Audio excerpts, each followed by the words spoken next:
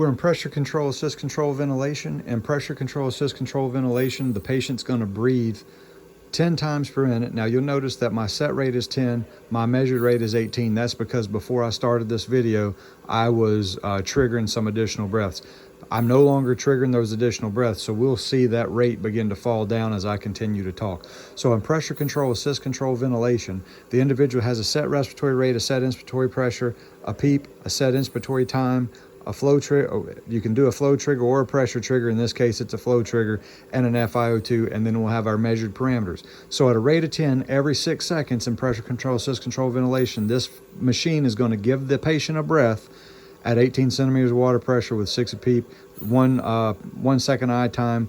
The flow trigger's there at 1, and the trigger's just basically how it's, if it will allow the patient to be able to participate or ultimately trigger it. So in assist control, pressure control, the patient can breathe over that set rate, but when the patient triggers an 11th, 12th, 13th, 14th breath and so on, those are still going to be machine breaths, mandatory breaths, controlled breaths, however you want to look at those. They will be patient triggered, but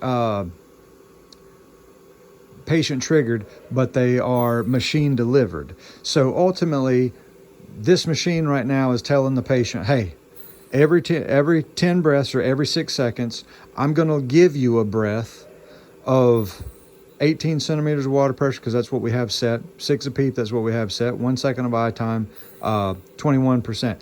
And no matter what, I got your back every 6 seconds. This is what I'm giving you. Machine, it doesn't necessarily communicate with the patient per se, but because we are in assist control, pressure control, the patient does have the ability to trigger above that set ventilator rate.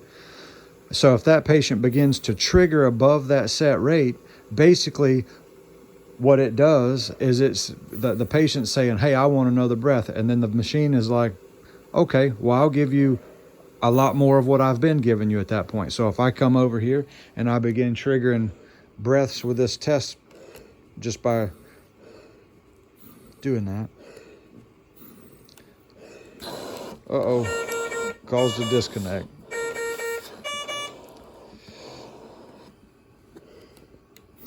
So I caused a disconnect, and then the pressure. So we'll see a low exhaled tidal volume alarm, a low minute ventilation alarm. It also shows a circuit disconnect there.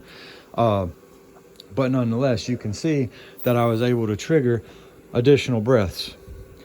So 10 and 17, and notice there's still 0.0 spontaneous, because there were no spontaneous breaths there. The patient triggered those additional 7 breaths, but they were still machine delivered, so everything's going to be calculated into that exhaled tidal and the total minute ventilation for that, because there's no spontaneous breaths. We did a video just a little bit ago with SIMV.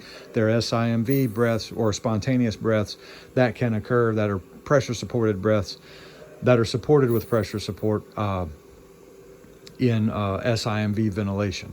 And pretty much the same stuff we've talked about in this scenario and the video that I did before starting out with SIMV PC. SIMV functions the same regardless if it's pressure control or volume control. The difference is going to be what your variables are. So you're going to, in SIMV volume, you set volume, and probably on this machine you'll set a peak flow. On some machines you may set an inspiratory time. And assist control, volume control, still going to set it. The only difference is in assist control versus volume control is how the patient is able to participate with the breath. In assist control, patient tells the machine it wants more of what the machine is able to give it. In SIMV, the machine's going to give it breaths, give the patient breaths, but the patient can also say, hey, I'd like to take a couple extra and see how I can do in between the breaths that you're giving me. And then we've got a pressure support, and in some cases you might even set a volume support to be able to do that. So this is assist control, pressure control, and hopefully it's helping the modes make a little bit better sense.